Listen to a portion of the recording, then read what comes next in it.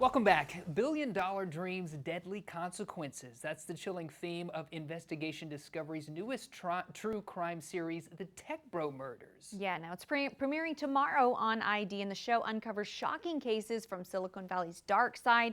And joining us today is retired Palo Alto police detective Sandra Brown, who lends her expertise and firsthand insight into the series. Thanks for joining us.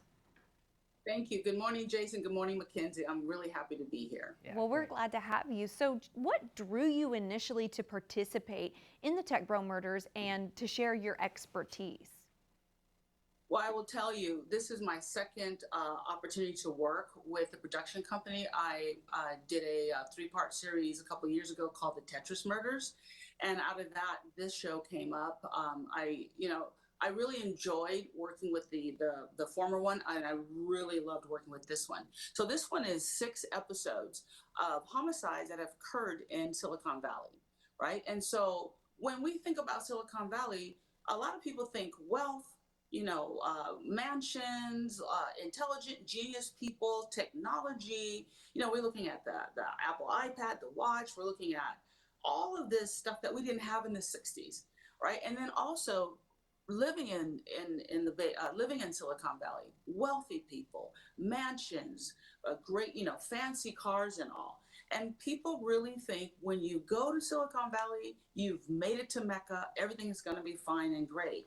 But as I've said today, and I'll continue to say it, crime does not have a zip code, and bad things happen to people in Silicon Valley. And sometimes people get so wrapped up in this whole idea of, I want to make it like the original tech bros back in the 60s and 70s and the 80s and the 90s.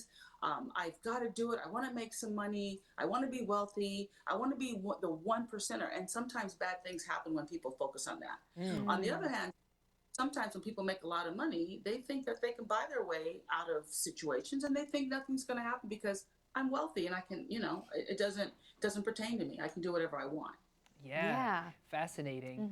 So I know the series deals with a lot of things, including a programmer's murder. What stood out to you maybe that you learned when you dived into all of the content in this series? Well, first of all, I worked Palo Alto. I was a crime scene investigator for years, supervisor, the whole thing. So I've seen in Palo Alto that murders occur, right?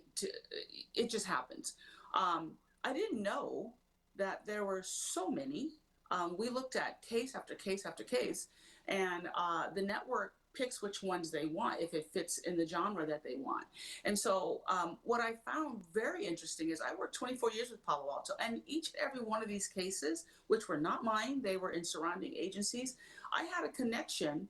I think because I was a police officer, I kind of knew people in these other cases. In one of the cases, which is my favorite, the Janine Harms case, it'll be the 3rd episode. I bought my wedding cake at a bakery where one of the suspects, one of the initial suspects, when we were in the middle of filming, I'm like, wait a minute, Wilson's Bakery in Santa Clara, I got my wedding cake there. Wow. Right? So I had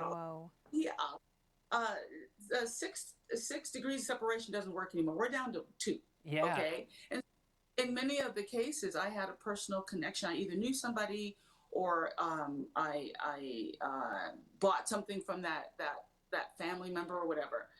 The sad part about it is somebody lost their lives. Yeah. And in this first one, Killer Code, it's scary. It's spooky. Here's a woman who lives by herself, and here she has a relationship with a man that she breaks off, and then she doesn't even know there's some guy standing across the street from her home, possibly watching her.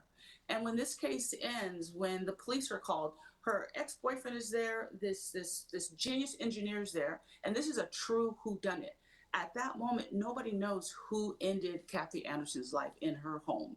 And so when I worked with people in the communities, the wealthy communities, I always had to tell them to make sure you lock your door, because they always thought Palo Alto is safe. Nothing bad ever happens here. Something bad happens everywhere. It doesn't happen a lot, but it does happen. And so these series will wake people up. Yeah. People will see this. Oh my goodness. For sure. Yes. And it's premiering tomorrow, right, on ID. What time does it premiere? Do you know what time it airs? So it airs 10 o'clock, 9 Central. Yeah. 10 o'clock, 9. And then it'll stream on HBO Max the following day, and people will be able to watch it. And then remember, there's 6 of them, so it's every consecutive week there'll be another episode coming out. Great. So it is exciting, but it really is sad that these people died, Sure. and possibly because of greed, possibly because of mental illness, possibly because of fame. Unfortunately, things have happened. Yeah. Yes, We'll definitely have to absolutely. tune in. Thank you, Sandra. Thanks Yes, for joining us. thank you. Thank you, Mackenzie. Jason, take care. Have a You great too. day. Yeah, you too.